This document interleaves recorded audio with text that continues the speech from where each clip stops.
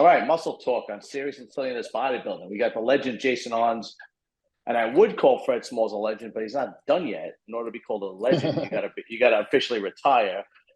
So, is this Masters Olympia going to be the last one? I'm not sure. You know, I thought I was done, and they brought the Masters Olympia back. Now I'm training again. I'm waking up with that drive. I'm having a lot of fun with it. So we're gonna see. We're gonna see. You know, we'll see how things shake out. I remember one particular show that you won. I don't remember, was it Chicago or Cali? Dallas Europa. It was Dallas Europa. Yeah. Mm-hmm. Okay. And you made some significant changes on. I remember your gut. It was during the time where everybody was complaining about the stomach, and you had made some severe changes into that. Do you remember what you did to get that stomach down so much? I had done the 2013 Arnold Brazil, and I got first call out. They put me dead center, and they said, you know, my stomach was the reason why I didn't win that show. And then I started wearing a waist trainer all the time. But what I really started doing, which I really think helped, is I stopped using artificial sweeteners completely about 2.5 weeks, 3 weeks out. I remember you saying that. I know, you know, studies say it doesn't. Yeah, I know studies say it doesn't matter. I know, you know, there's studies that say that, you know, the artificial sweeteners don't affect digestion or anything like that. But when I removed it, I saw a big difference in my stomach bloating. Even gum, taking that down to 1 or 2 pieces a day, and that last couple of weeks made a huge difference. So I think that, and then the longer I stayed leaner, the easier it was for me to control my stomach. Okay. Yeah, because that was during the time where like everybody was complaining about the bloated stomach. That was during the time I remember when Rolly Winkler came out. Everybody was like, "What is that?" You know, and then like then it was like I don't know what show it was. Then he completely made a 180, and his stomach was so. Well, when he came back in 2018, right, and got third place at the Olympia, his stomach was completely different. But you know, when as I was coming back from my as I was getting like about to turn pro in 2010, my stomach I was having a lot of issues with my stomach at that time because I was training abs all the time and training a lot of power movements without a belt, right? So my core was forced to get strong and gain a lot of muscle to support. So I remember I was doing bent over rows at 405 with no belt and had no problem. And when I dieted down, my stomach that was one of the things they said when you turn pro, watch your stomach, because it was starting to get out of hand. But it was due to the fact that I was creating so much muscle tissue in my abdominal area due to supporting me not wanting to wear a belt. Right. Yeah. All right. Before we dive right into bodybuilding, which we did already, but that's okay. We'll shift for a second. I was on the phone with Fred before, and we named her Jolene. Jolene was chewing my microphone wire, which might be the reason why I'm having problems with the audio. Well, so I got a 4-month-old Cane Corso pup. There you go. And I'll tell you, man, it's their guardian instincts. It's immediate. Like if she comes over to like to say hello to me, after I pet her a little bit, if she wants to sit by me, she turns her back toward me, and she'll sit right by me, and it's like as if like, you know, she's guarding me, you know. Right. And my wife does that. Oh yeah. Yeah. My wife doesn't do nice. that. My wife just leaves. That's funny. And 4 months old, I walked into the house today and I heard this bark, and I was like, that's a 4-month-old puppy? I thought there was a Great Dane in my house. I was like, holy shit. She's adorable. I saw the picture. Yeah, she's downstairs with my wife right now. But so now we got 3 dogs. I got a 14-year-old pit mix. I got Ralphie, who's a 9-month-old bulldog, and then I got 4-month-old Connie Corso. Anyway, You have kids too, or no? no kids, no. Which is why we have So you got dogs. fur babies. Yeah. So what are you gonna do? We had Fur babies. I got you. Yeah, we had Hercules, who was this big pit bull, and it was real friendly, and we had to put him down. He was 15. And then Lola's getting to that point too. You know, she's a pit mix. So we basically got a male and female again, just different breeds. But Right. did you guys watch the Cali Pro at all? I just saw the highlights. I did see the highlights. Yeah, I saw the what's his Flavor Gang, the man who owns Yeah. that company. Yeah. He's the one that won it, right? Ross Flanagan. Yeah, Ross Flanagan beat out Antonio Burton. Antonio. Yeah. And Yeah. Sergio. And Sergio, yeah. What But, you, you what know- you think of Sergio?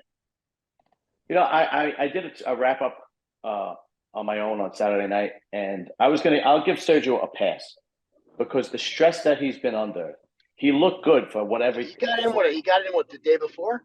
Yeah, Yeah. the stress that man has been under trying to get to the United States, and then that guy dying in the accident, him having to spend overnight in jail, and him trying to get a visa.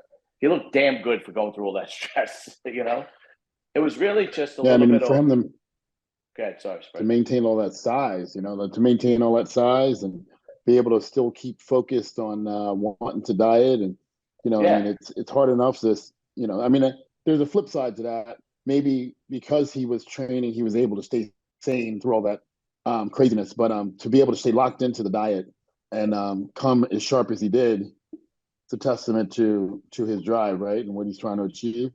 Yeah. And I actually said on the review I did that I hope he does another show, because I think if he stays in the States and does another show, I think he'll come in much, much harder, because he was really only from the backside, he was holding some water, and it was just all, and the thing was Ross Flanagan made everybody look like he was holding water, even though those guys were in shape. Ross from the back was just lights out. Personally, I would have given the show to Tonio, but I wasn't upset when they gave it to Ross. Put it that way. Like, it was basically a coin toss. But Tonio to me, Tonio has that round, full muscle belly, and he was in good enough shape, and he held his own with the size against Sergio. I thought he was the most complete, but I think Ross Flanagan's conditioning just knocked everybody out of the park, and nobody was expecting that. That was out of left field. He never looked like that in his career ever. And then boom, it was. So Do you think Antonio was as good as he was the week before at New York? You know what? I probably not. But it wasn't much different. It wasn't like no, because he wasn't standing next to Ross, so that kind of created a big difference. Yeah, that's true too. Yeah, absolutely. Ross could have. He might have been the sharpest guy in New York, but he was really dialed in, and it gives you a different overall perspective. Yeah, I was at New York, and I had pretty good seats, and he really didn't look, from what I could tell from the live feed, he really didn't look much different. He looked sharp. He looked full. He looked balanced. He looked like he was in good enough shape. Yeah. But I think Flanagan's conditioning. I think his conditioning was like a showstopper, because from behind. Yeah, I mean, I looked at of course, it's different being there. I wasn't there, but to me, like Antonio, his shape and his conditioning exploited Stu the week before. Yeah. Because Stu was a lot bigger, but he doesn't have the flow of Antonio's shape. Right. But Ross, I think Ross physique flows pretty well. It does. It does. So you take that with conditioning and a little bit more size, it's hard to beat him, for Antonio. Yeah, but here's the thing. This is the first time Ross ever came up looking that sharp. Can he do it again? Because he's doing the Toronto Pro this year, and it's a stiffer lineup. I mean, this week rather. Yeah, it's a different lineup. And it's a stiffer lineup, and like if you're a guy who's always in shape, then right. Then like if Dexter had two shows to do a week out, I'd be like, yeah, of course, Dexter's definitely coming in shape. But if you're a guy who like his consistency is in the shape is off, and not shape, but his conditioning is off, you're like, can he do it a second time? I don't know. I hope he can, But now Right. now he's up against three monsters. You know, Ian, Ian, Mo, and Hassan. right, You know, right. and Yeah, I mean, good. Mustafa, he's got a new coach, right? Who's he working with this time? He's not working with Aceto anymore. No, He's not working with a new coach. Isidore. I think he. Oh God, you know what? I'm not sure. You know what? Let's. And the only reason I mention that is sometimes that first coach, dialing somebody in with that much mass is always a tough thing, right? So, Yeah. you know, you never know. He could come in right on the button, or he could be completely off. No matter how his Instagram photos, because he's looking pretty good on Instagram. Yeah, he looks. But, Let's look that up. Actually, I got the share screen on right now, so we could just look it up quickly. And he is right there. We go. We're talking about Hassan, right? Yeah. yeah, Yeah, he looks pretty. The thing is, like, Hassan's shape isn't perfect, but he has so much muscle, and if he comes in dialed in, he's hard to beat, man, because he just has so much muscle. You know. well, and the Hassan we saw over the last two seasons was, I would think, was a worn out Hassan, because he was trying to make the Olympia, right? He's had a little bit of a break. He hasn't been on stage in a while. So Yeah, and he got sick too. I remember. It was. I don't Okay. remember. I don't remember exactly. I don't remember exactly what happened to him, but he had gotten sick and he missed the Olympia. right, And so, right. so Okay. now he is looking to qualify for the Olympia again. Let me tell you something. He's got a good shot. You know, it doesn't look like he's missed much of a step since being sick. I don't know how sick he was. It might have been just a stomach thing. I have no idea. But it didn't seem to really slow him down much, because in these pictures he still looks just as big and as hard as he's ever done. So Yeah. the big question mark is Mo Shaban, because he was supposed to do Cali. He didn't do Cali, and now he is he's not on the list for Toronto, but he's saying that he's doing Toronto. So it's really strange. I don't know. I'd like to see him, because I haven't seen him on stage in a while either. And he looks impressive. Yeah, his issue is he's always, bottom heavy, right? Yeah, his legs are insane. Yeah, he's got crazy legs, and always comes in shape though. Yeah, this is his just most a matter recent. of that. Yeah, and I mean, he looks like he's, if he has that balance, to contend, I mean, that's why Patrick Moore beat him in 2021 at the California, and then, right. Because of just balance and structure, right?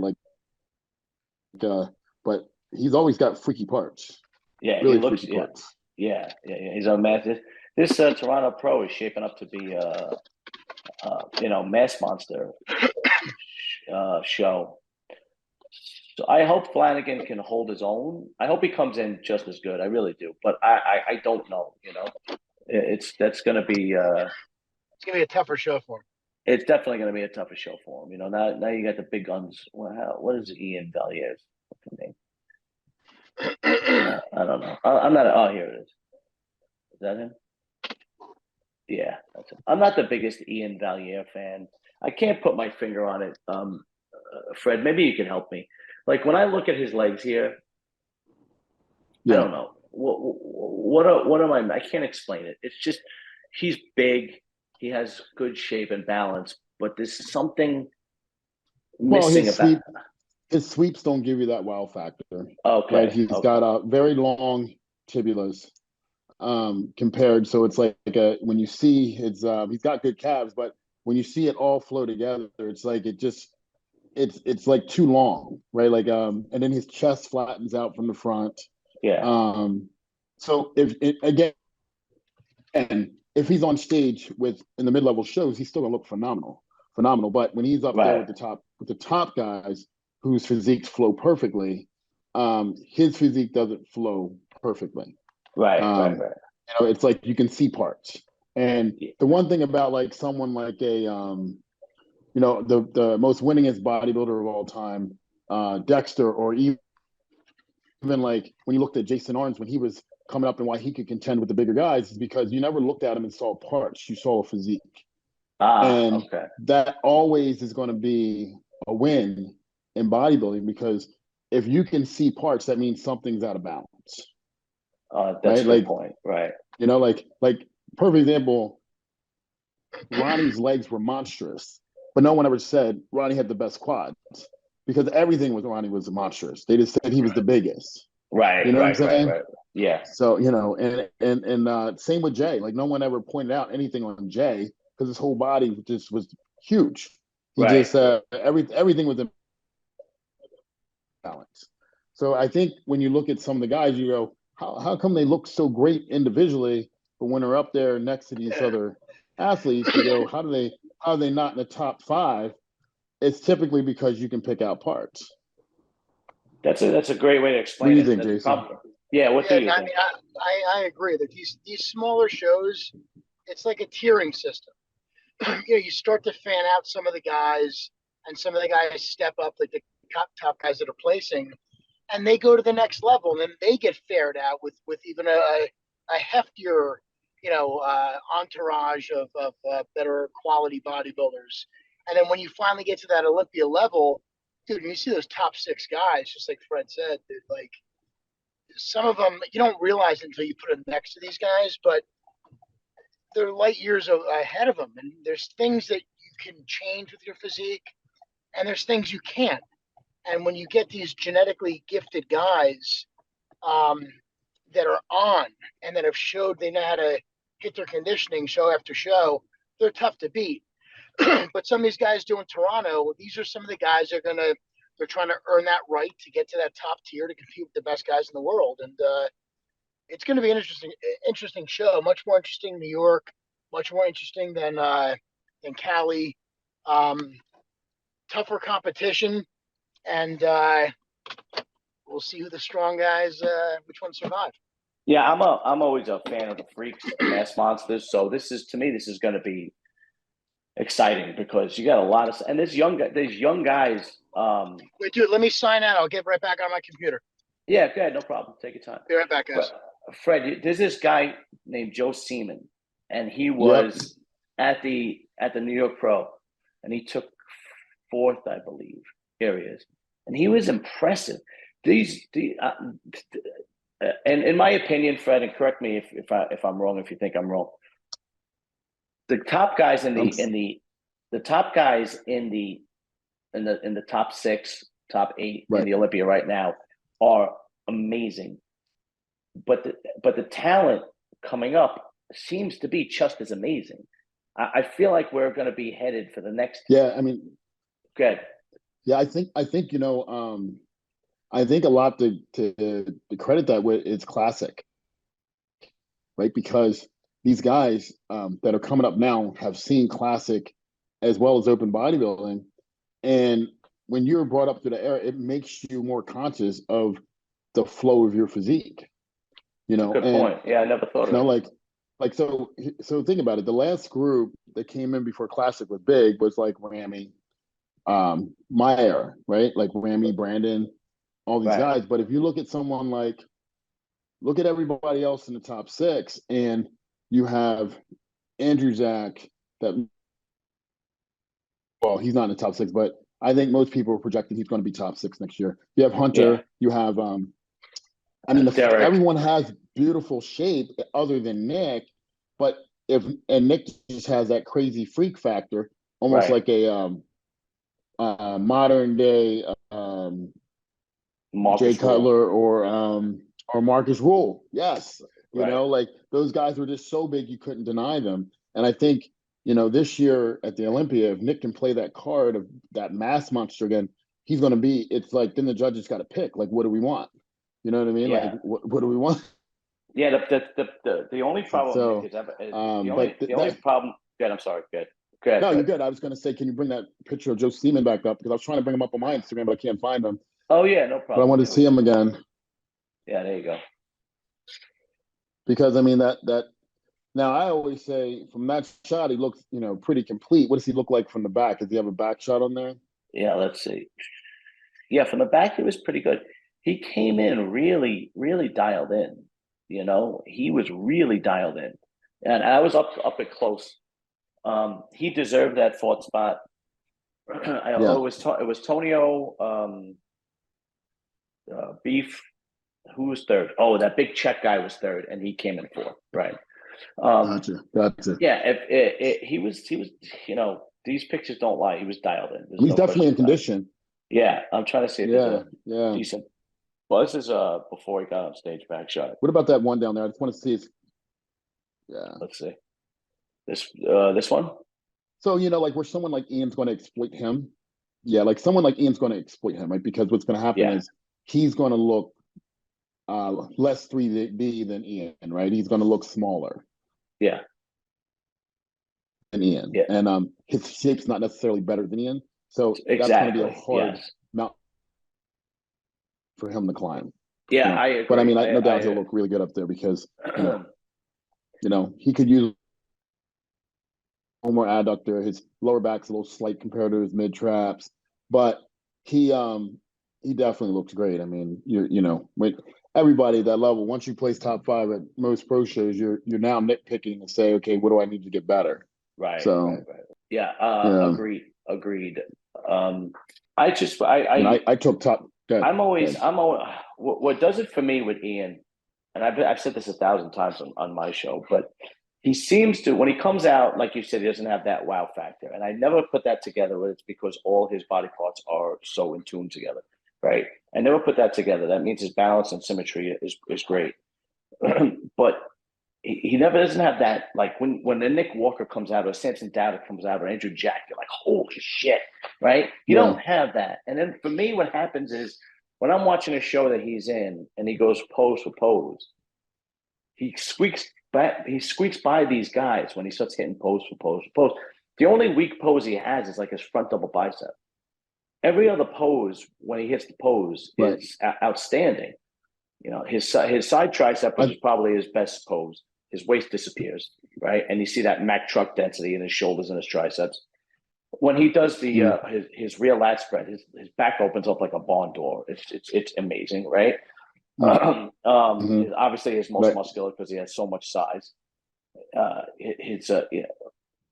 His abs and leg shot is fantastic, but he just doesn't have that pop when these guys come out on stage. Like when Samson came out on stage at the Arnold Classic, it was like, wow, you know, it was like this boom. Yeah. I mean, for me, Samson, like if Ian is in that kind of condition Samson was in, he's not even going to get a look, right? Like Samson was in good condition, no doubt about it, but he wasn't as peeled as Andrew Jack, and he wasn't as peeled as Nick Walker either. No, his structure carried him past both of them, right? Exactly. And the density, the level of muscle he was carrying on that frame was nuts, absolutely nuts. Yeah, he put up a post today on Instagram where he's 320 today. Yeah, that's crazy. Like, I mean, to be, what's he, 5'11" or 6'1" or something like that? Like, that's, you know, I think his waist stays in check. Like, he's somebody who we could see one day rival a freak factor of Ronnie Coleman if he can stay consistent. You know, like, I mean, that's years and years of consistency. But I think, again, when you go, and like, if you go, he does the back rear double bicep, you're going, okay, his hamstrings aren't quite as thick as his upper back and his shoulders. You don't look at it and go, okay, everything flows perfectly. And I think those little things, again, I'm being like really critical because he's a great bodybuilder. Obviously, he's won multiple shows. He's been at the Olympia top 10. Like, he's a great bodybuilder. But I think if you're looking at it and saying, like, why isn't he a top 6 guy? That would be why, right? Because there just are some things that don't match yet. And I don't know if they'll ever match, you know, like, I mean, it's just the structure of his physique. Right. Yeah, no, I agree. Once you put him in, once you like Jason Owen said before, once you put him in the mix with the Derek, the Hotties, Derek, Hottie, Nick, once you put him in that mix, you're almost like feeding him to the sharks, for lack of a better term, because now it's like you're in a whole different realm, especially with Hadi and Derek. They have the size, the conditioning. They just eat you alive. Nick was exposed. Derek's special. He really is special. Yeah. Oh my God! Like to be 5'0" and to control the stage that way. That's crazy. Like I saw him in Pittsburgh and took pictures with him. And I'm looking at him going, "You are every bit as thick as you are wide, as you know what I mean, as you are tall. Like you are, and you just still have good symmetry with that. That's crazy. Yes. Hey, can you hear me? That's absolutely nuts. Gotcha, Jay. Yeah, we can hear you.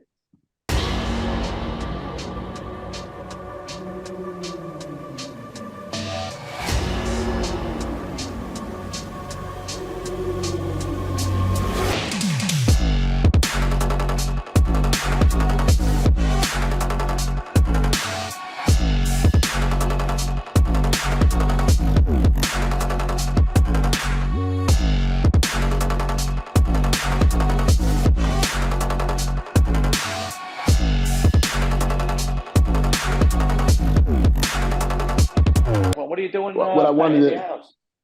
Fucking remodeling the kitchen.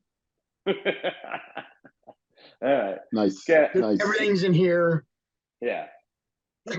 It's been a rough 2 days.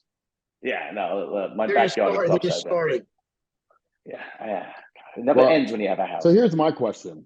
Go ahead, Fred. Here's my question. There's all these, there's a million gurus out there now for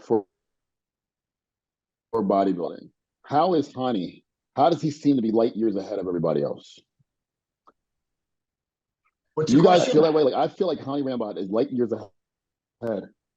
I feel like Hani Rambod is light years ahead of everybody else when it comes to coaching. And I'm trying to what information does he have access to? I see his athletes at the top level. Yeah. Who? Which ones? Hadi. Derek and the Hadi are Hadi's. Well, it's guys. Derek, Hadi, Chris Bumstead, everybody that's up there. But were these guys that were already on the Olympic top, or did he develop? Last year? Well, think of it this way, right? Let me put it to you a different way. You had all these guys that were some were off, some weren't quite on at the Olympia because of the time delay, right? The time delay was crazy.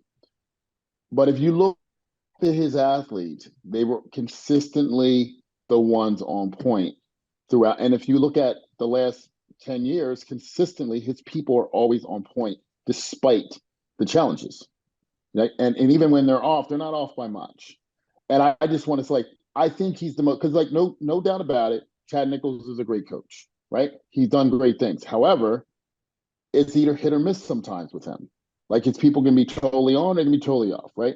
Chris is a phenomenal coach, but his people can come in flat sometimes. They come in super full, they come in flat, but they can be off. I never ever really see those, and they're all getting the same pool of genetics, right? Like they're all getting those great athletes that want to work with. I just feel like he's light years ahead of everybody else in something he's doing. Well, he could be. I mean, the reality is dude, he's a good coach. Yeah. It's not by accident. I mean, there's always been that argument. So he gets the top level guys. That's why I brought that up before. Is it really the athletes or is it his work? But Fred, you raised a great point. He brings them in. I also think the one thing that you got to consider is not only the genetics of the athlete. Not only is Hadi a great coach, but the guys that he coaches, their work ethic is next to none. Derek. Well, so that was my Hadi. Next. He systematically picks out these guys that have great work ethic, that are determined, they're at the best of their game. They want to win. They want to be consistent.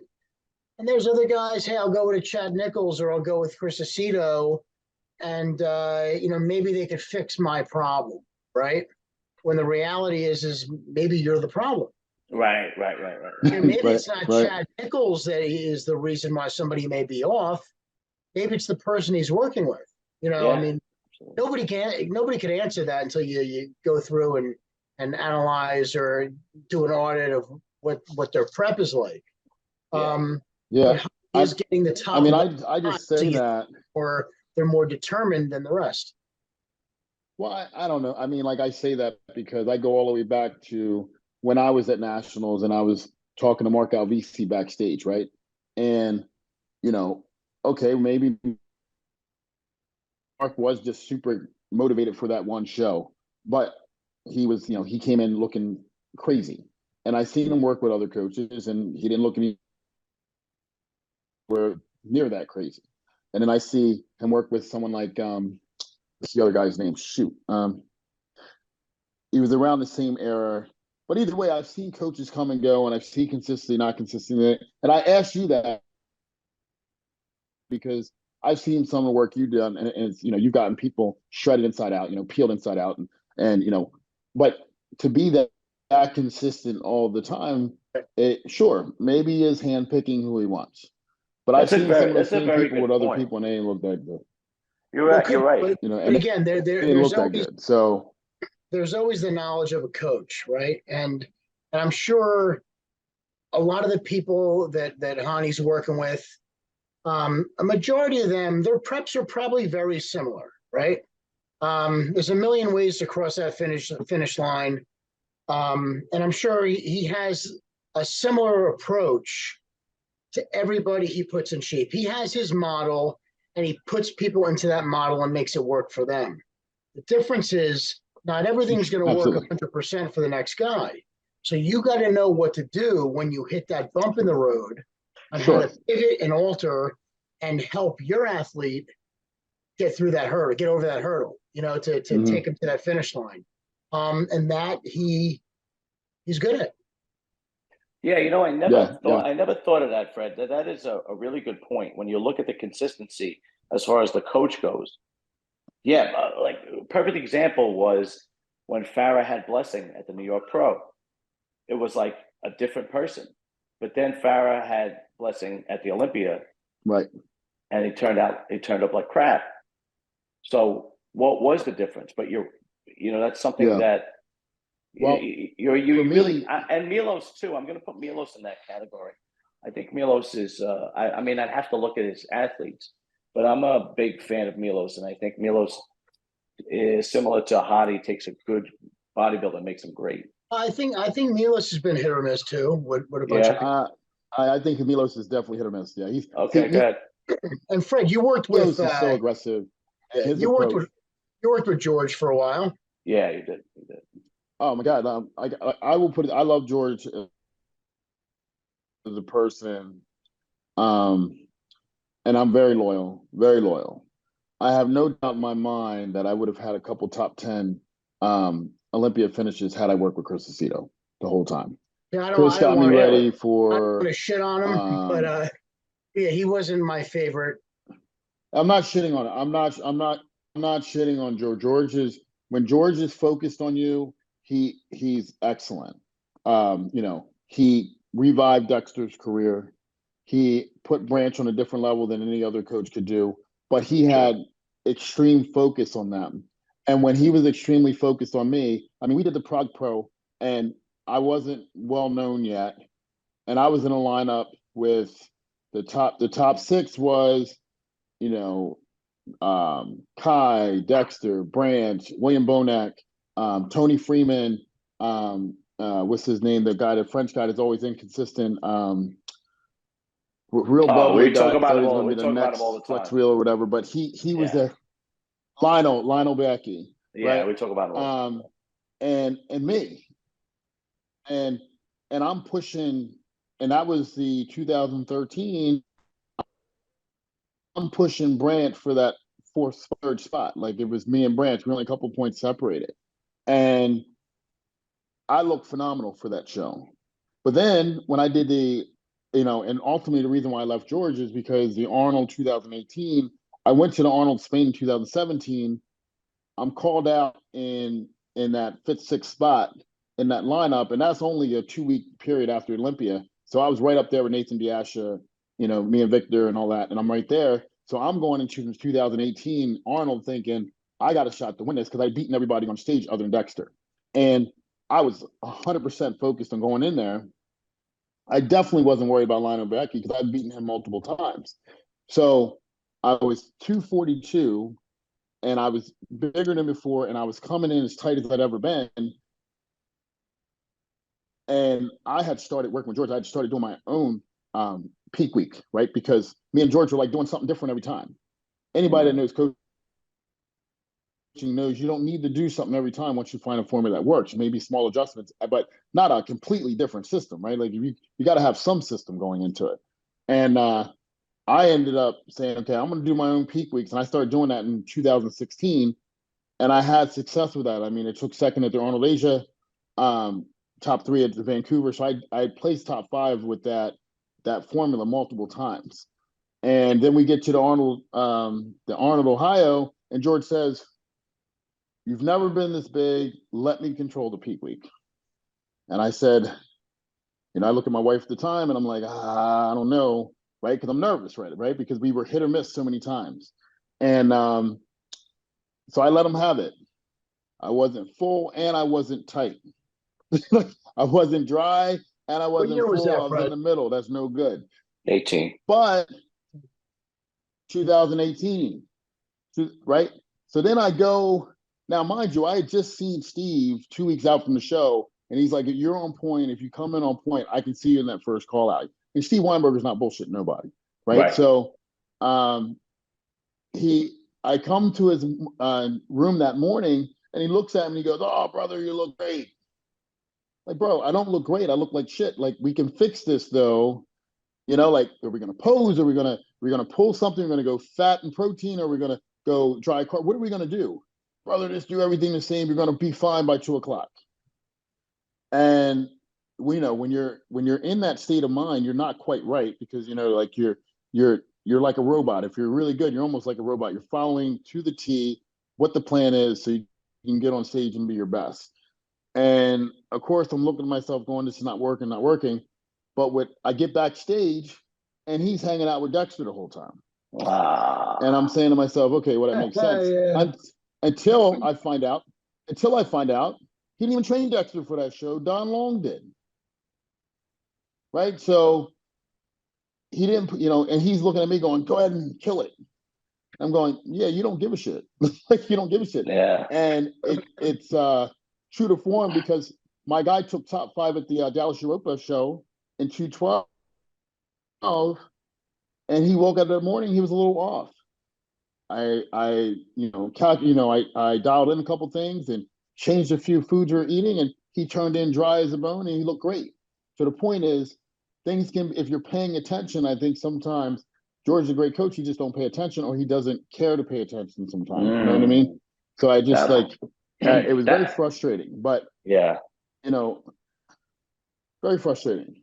That might be one of the reasons why. That might be the reason why. Again, Blessing left, because Blessing left him after the Olympia. That could be that could be the reason. So when I had mentioned, I have no doubt about it. The inconsistent. Okay, Jay. Sorry. So when I had mentioned before, I don't want to shit on him. I didn't mean that you were shitting on him. I mean, I didn't want to, but since we're bringing it up, I wasn't a fan of George, and I had a thing with him the year I trained Craig Richardson that he won the Toronto Pro. George was backstage, him snapping pictures, and we talked about this on another podcast that he's done this to other people. He was trying to take credit for Craig's win, saying that he trained him. And Sean Ray actually called him out in the interview and said, "Dude, you didn't train Craig. Jason did." He said, "Oh, I'm just saying, I was there for his phone call." So I took and Craig had to say, "Dude, don't fucking put me in that position." No, you didn't. Wow. So, so I wasn't a big fan of George's, for reasons like that. But that goes to show you of the type of person you're dealing with, Fred, when, they're backstage talking to Dexter, when they want to ride on those coattails, when he has a guy who he could really help dial in, to put a dog in that fight and have a better opportunity of bringing home gold, but he'd rather go with the sure thing and right. Absolutely. But wow.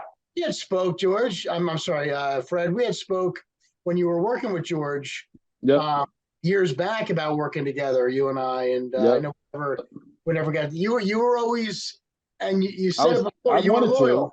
You were loyal, dude. You said it, and I was loyal. I wanted to. Like I wanted to see. yeah, probably loyal to a Yeah, fault, but yeah, because I saw Craig.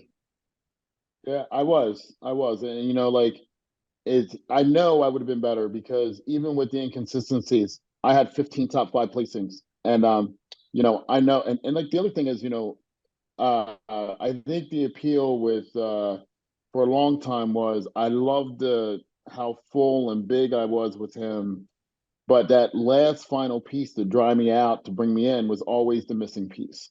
And when we nailed it, we were always in those top spots, like first or second. We nailed it, but if you've been working with somebody from 2007 to 2018, you're supposed to have a system with it, and it just always seemed like it was kind of like, well, let's try this, like we get on stage at the Arnold in 2013, and that's when the world really started to know who I was, and we use a system where where every time I go to the bathroom we're drinking water back, and it worked, so why not use it again? We never use it again. So it's like, what I mean? It's just like it was just like kind of, and when I look back on it at the time, I just did what he said because I was having success. But when I worked with Chris, now I didn't have nearly the size I used to, because I was going through a divorce and all that kind of stuff. But the amount of the sharpness I had in my physique and how shredded I was, people were just like, holy shit. Like, Yeah. like you've never been like this before, and that was one prep, so I couldn't imagine what would happen if we had worked together for years, and Sean had always told me, Sean who are you Roden going to be always working with go to for the Masters? Who are you working with for the Masters? oh Chris Oh, Chris, good. yeah, Chris, Yeah. yeah. Okay. Yeah, So, okay, what were you and saying, Sean Roden? Sean Roden and I were like this, and he, I coached Sean when he turned pro in 2009, and he always said to me, Fred, why don't you want to coach me? And when he turned pro, I wasn't a pro yet, so I didn't feel comfortable doing it. And I pushed him over to George, and after working with George for a prep, he went to Dave Calic, and then he went over to Chris. And when he went to Chris, he said it was a world of difference from working with anyone else. And after working with Chris, I would say it's true. It was very true.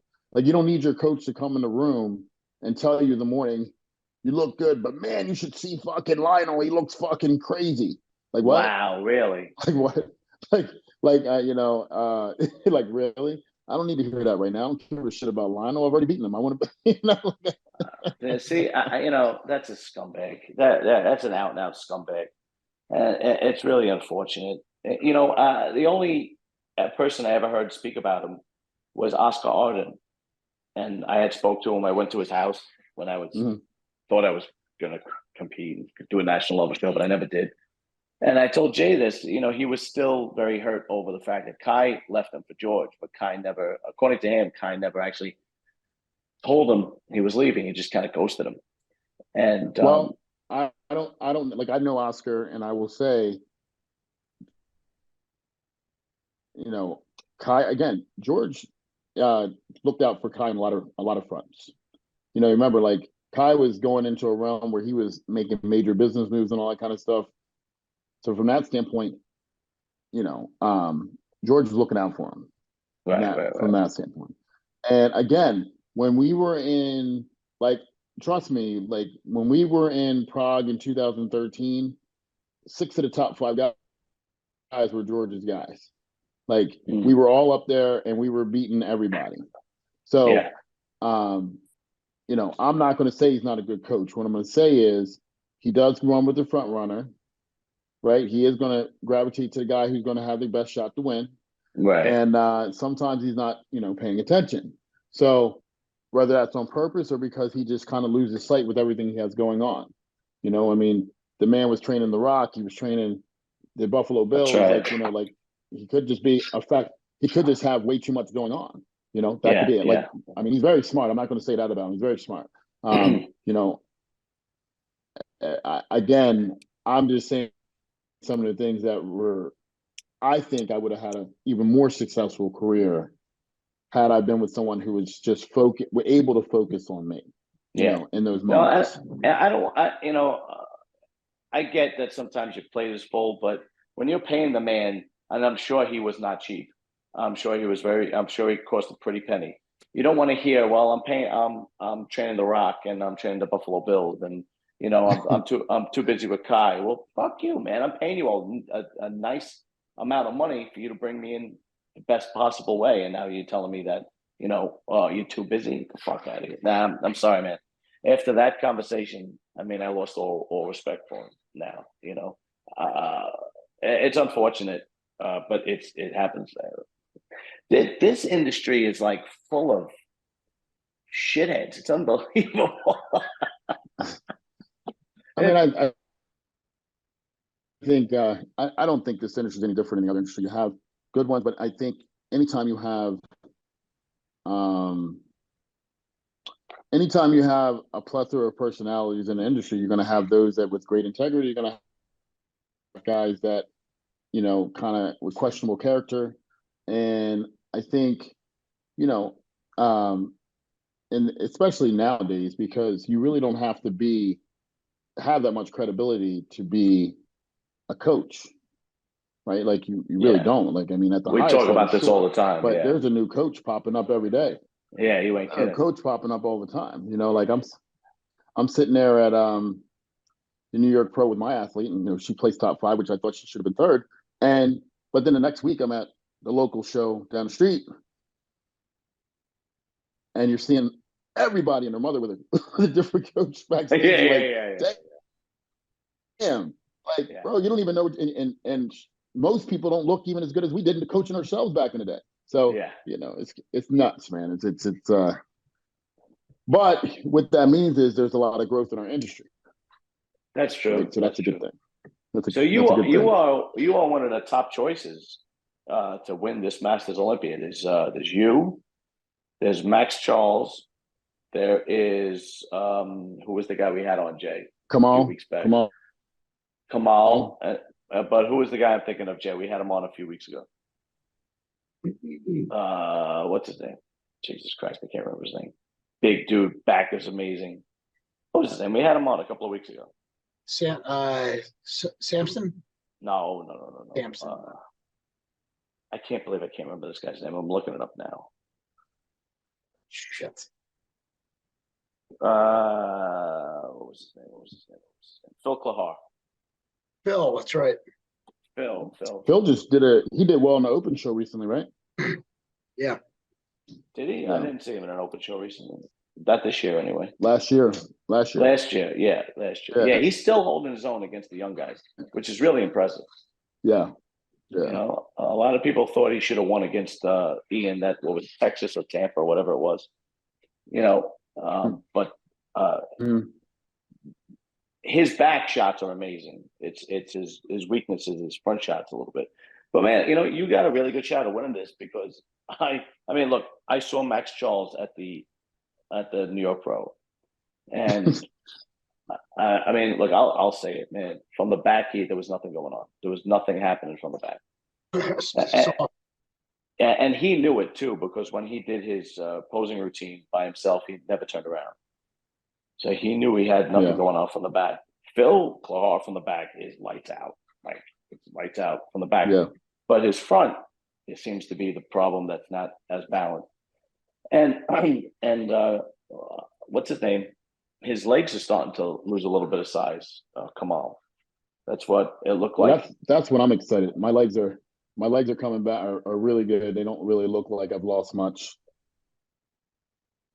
in the leg department. And I know I'll be peeled. I'm not worried about that. So I mean, I'm excited about it. Last time I was on stage, I was down to 214. I think this time I'll be back up at around 230, 228, somewhere in there. Mm-hmm. And I feel very, very confident that I can put something on stage close to when I won Dallas. And my training is crazy right now. What?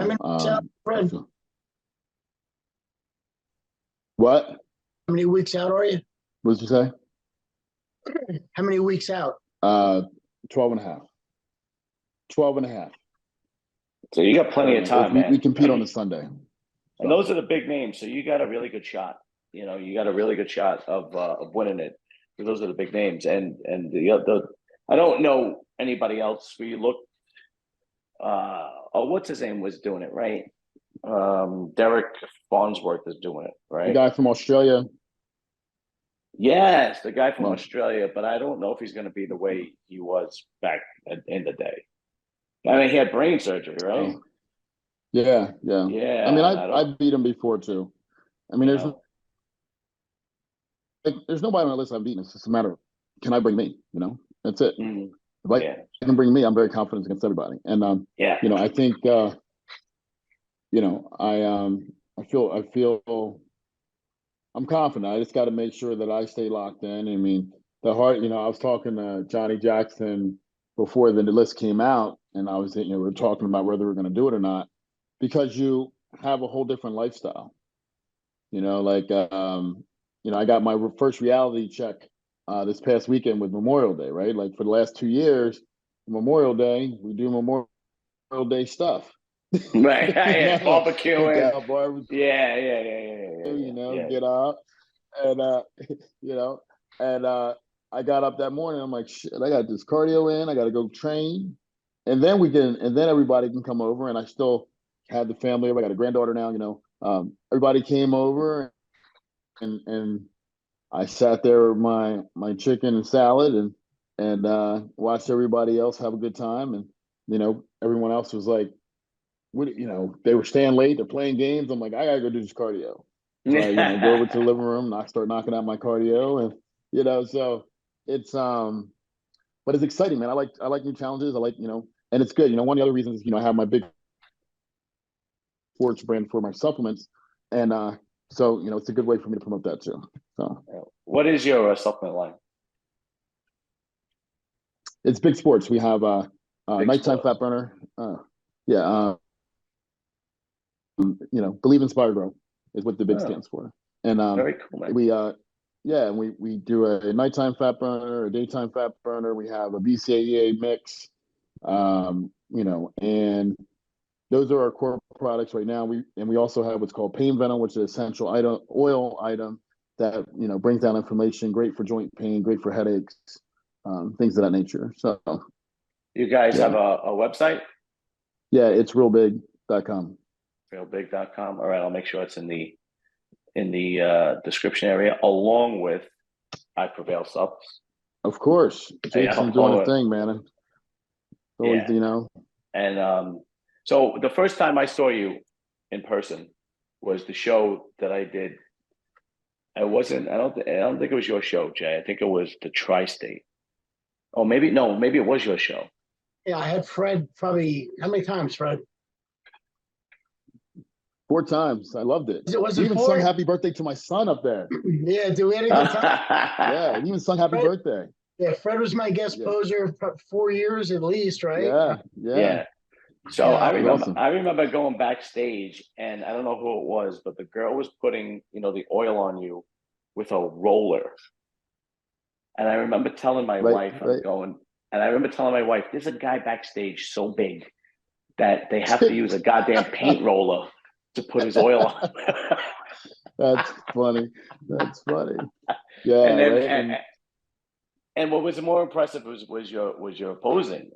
You know, did you ever coordinate, or did you ever have to develop a posing, or you just kind of like King Kamala, you were able to go out there and just do it? Well, I danced in college for years, so like I did, you know, ballet, jazz, modern. So really? I used to choreograph. Yeah, so I used to choreograph for like major events for like 15 people. So to choreograph for myself for routine was like pretty easy. I used to choreograph for cheerleading teams and all that stuff. So, you know, for me, I hear a song and then like the vision of the posing routine comes way before I actually ever have to do it. You know, so I hear a song and like I see the whole thing. So now, when you go to like a family party, are they waiting for you to dance? Like, are like, wait till Fred gets on? Used to. Yeah. Very cool, man. Very cool. Yeah. All right, I'm gonna let you guys go. I mean, God, me and my friends used to. Go ahead. I apologize. Go ahead, Fred. No, I was gonna hit you. Like, it's funny because John Kemper came up to me, God bless him, came up to me and he said, Fred, they're never going to respect you if you pose like that. And I said to him, I said, I understand that, but I don't do this. I'm not interested in doing bodybuilding unless I can perform. And that's why I chose bodybuilding over powerlifting, because it was my opportunity to build muscle and still be able to perform. And that's why I ended up going to that, because I was a world champion powerlifter too. But that's why I chose bodybuilding. And you know, like, it wasn't the prize money, it wasn't the sponsorships. It was like I made a living because I was like guest posing everywhere for like 5-6 years, everywhere. So it was definitely my calling card. Very cool, man. Very cool. Yeah, you're definitely you do. You know, once you do this Masters Olympia, you got to start doing some more guest posing, man. Well, Jason, you still run your show? Yeah, we're 8 weeks out, 8.5 weeks out this year. That's right. That's right. I'm gonna let you guys go because it's 10:30, and you know, we all got to go to bed and get up early. Fred's got to do his cardio. Yeah, Jay needs his beauty sleep, and I got to be falling asleep here at the table, dude. It's been a long day. I've been up since 4:30. And I got to be in the sewer by 6:30 tomorrow morning. I appreciate you guys. Yeah, that's what I do for a living. I'm a sewer worker. Fred, thank you very much for coming on, man. It's an honor. It really is. I've always admired you. You're a great bodybuilder. And I'm definitely going to keep in touch. We definitely want you back. Maybe you'll come back and we'll talk about the Toronto Pro, because we talked about it so much this time around. Yeah, Fred, dude, right, thanks for coming on, dude. We'll have you again. No, man, I had to. I miss seeing you anyway. So it's great seeing you guys. You too, brother. All right. All right. Good night, guys. Have a good night. Thank you. Peace.